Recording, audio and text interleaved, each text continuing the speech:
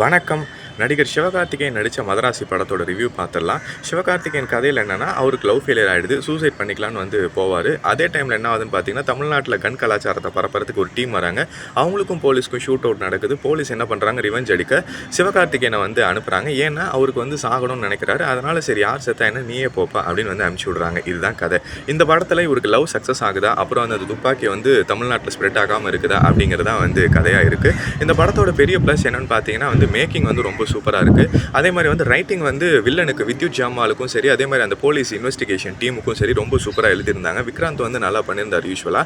அதே மாதிரி பெரிய மைனஸ் என்ன அப்படின்னு பார்த்தோன்னா, லவ் ரொம்ப செயற்கையாக இருந்தது. அதே மாதிரி எல்லா படத்துலையும் வர மாதிரி ஒரு வேலையில்லாத ஒரு பட்டதாரி மாதிரி தான் எஸ்கே காமிச்சிருக்காங்க. ஸோ அப்படின்னு சொல்லலாம். அதை தாண்டி எஸ்கேக்கான ரோல் அமரன் படத்தில் இருந்த அளவுக்கு இல்லை. எதை மாதிரி இருக்குன்னு பார்த்தீங்கன்னா, ஒரு பாலா படம் நடிக்கிற மாதிரி வெறி பிடிச்சி அடிக்கிற ஒரு மாதிரி இருக்காரு. குணா பட கமல்ஹாசன் மாதிரி இந்த படத்தில் ரோல் பண்ணியிருக்காரு. ஓவராலாக மியூசிக் பார்த்தோன்னா இந்த படத்தில் சூப்பராக இருந்தது. அதே மாதிரி கேமரா ஒர்க் நல்லா இருந்தது. எடிட்டிங் ஒர்க்ஸ் எல்லாமே இருந்தது. கதை கொஞ்சம் இன்னும் எழுதியிருக்கலாம். மற்றபடி இது ஃபேமிலியாக போய் வாட்ச் பண்ணக்கூடிய ஒன் டைம் வாட்சபிள் மூவி தான் அது. இது மாதிரி அப்டேட் தெரிஞ்சுக்க நம்ம சேனலை சப்ஸ்கிரைப் பண்ணுங்கள். பெல் ஐக்கானை ப்ரெஸ் பண்ணுங்கள்.